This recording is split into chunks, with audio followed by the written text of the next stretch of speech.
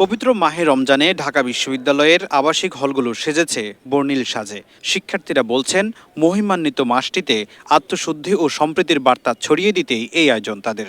রমজান মাসকে একটি ইবাদতের মাস হিসেবে জানি। রমজান শুধু ইবাদতের মাস না, এটা হচ্ছে আমাদের বাংলাদেশ এবং অন্যান্য আশেপাশে অঞ্চলের জন্য একটি কালচার হিসেবে আমরা দেখেছি। এটা আমার কাছে অনেক ইতিবাচক এবং আমার কাছে এটা আনন্দ দেয়, প্রশান্তি দেয়।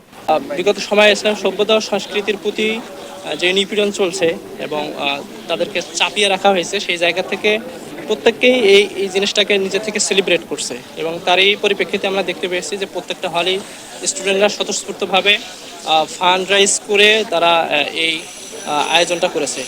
তারা বলছেন, গত 17 বছরে রমজানকে ঘিরে নানা পরিকল্পনা নিলেও ফ্যাসিবাদীরা ইসলামের যে কোনো আয়োজনকে বিভিন্ন ট্যাগ দিয়ে পণ্ড করেছে।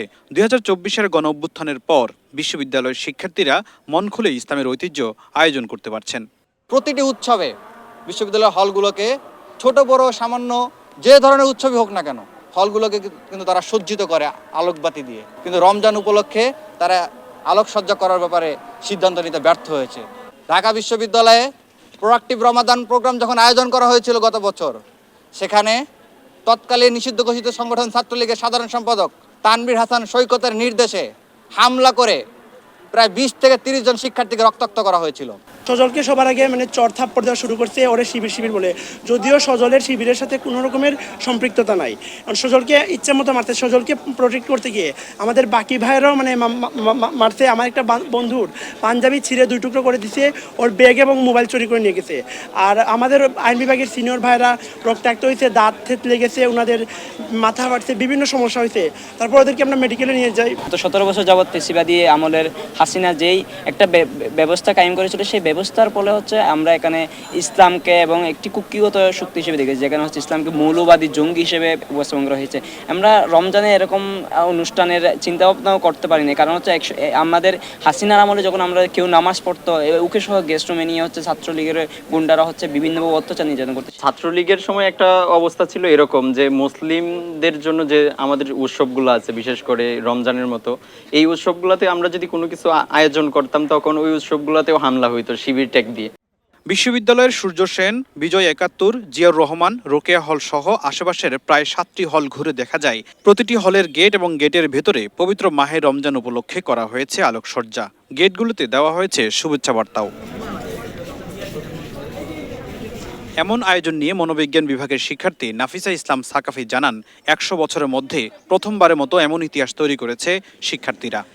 মেয়েরা হচ্ছে ক্রাউড ফান্ডিং করে যে যেভাবে পেরেছে সহযোগিতা করে হলগুলোকে সাজানোর চেষ্টা করেছে। মেয়েদের হলগুলোকে, আমাদের হলগুলোতে এখন আজান হচ্ছে, যেটা আমাদের গত 100 বছরে আর কখনো ইতিহাসে আমাদের মেয়েদের হলে আজান হয়নি। 2025-এর রমজানটা আমাদের জন্য খুবই আনন্দের, স্নিগ্ধ এবং একই সাথে আমরা খুবই আনন্দিত যে আমরা এরকম সুন্দর স্নিগ্ধ একটা রমজান পাচ্ছি। আমার কাছে মনে হয় যে জিনিসগুলোকে বাধা দেওয়া হয়েছিল, এই জিনিসগুলো আসলে স্ফুলিঙ্গের মতো ছড়িয়ে পড়েছে। মানুষ এগুলোকেই আসলে এখন প্রতিবাদের ভাষা হিসেবে ব্যবহার করছে। বিগত ফ্যাসিবাদী শাসনামলে সবচেয়ে বেশি টার্গেট করেছে ইসলামকে। ইসলামের যে কোনো উৎসবকে দমন করার চেষ্টা করেন তারা। এমনকি গত বছর প্রোডাক্টিভ রমজান শীর্ষক সেমিনারে হামলা চালায় ছাত্রলীগ, যা এদেশের আপামর জনসাধারণকে ব্যথিত করে। তবে সকল বাধার অবসান ঘটিয়ে শিক্ষার্থীদের স্বতঃস্ফূর্ত এই আয়োজন বলে জানান শিবিরের ঢাকা বিশ্ববিদ্যালয়ের শাখার সাবেক সভাপতি সাদেক কাইয়ুম। এই ফ্যাসিবাদী শাসন এবং শোষণের সবচেয়ে বেশি ভিকটিম ছিল ইসলাম।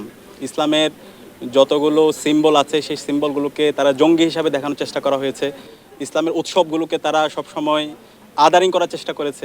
গত বছর ঢাকা বিশ্ববিদ্যালয়ে প্রোডাক্টিভ রমাদান শীর্ষক একটা সেমিনার হয়। সেই সেমিনারে নির্লজ্জভাবে নিষিদ্ধ ঘোষিত ছাত্রলীগ এবং খুনি হাসিনার দোসররা তারা হামলা করে। এরপর দিন গণ ইফতার কর্মসূচি দেওয়া হয়েছিল এবং সেই গণ ইফতার কর্মসূচিতেও ছাত্রলীগ বিভিন্ন ধরনের হুমকি দিয়েছিল। টিএসসি ভিত্তিক যে সংগঠনগুলো আছে, অনেকগুলো সংগঠন থেকে তারা জোরপূর্বক এই গণ ইফতারের বিরুদ্ধে তারা প্রেস রিলিজ দিয়েছিল এবং একটা ভীতিকর পরিস্থিতি তারা তৈরি করেছিল। তো এই নতুন বাংলাদেশে আজকে আমরা দেখতে পেয়েছি সারা বাংলাদেশে একটা উৎসবমুখর পরিবেশ বিরাজ করছে। পবিত্র রমজান মাস উপলক্ষে আমরা আমাদের ঢাকা বিশ্ববিদ্যালয় ক্যাম্পাসে প্রত্যেকটা হল নতুনভাবে সজ্জিত করা হয়েছে। মূলত মাহে রমজানের এই আয়োজনটি করেছে ঢাকা বিশ্ববিদ্যালয়ের সাধারণ শিক্ষার্থীদের নিজস্ব অর্থায়নে। বিশ্ববিদ্যালয় হল কর্তৃপক্ষ এটিতে কোনো ধরনের অংশগ্রহণ না করলেও সাধারণ শিক্ষার্থীদের আগামীতে বিশ্ববিদ্যালয় হল প্রশাসন যেন তাদের এই কার্যক্রমে সার্বিকভাবে অংশগ্রহণ করে। ঢাকা বিশ্ববিদ্যালয় থেকে ফখরুল ইসলাম, যুগান্তর, ঢাকা।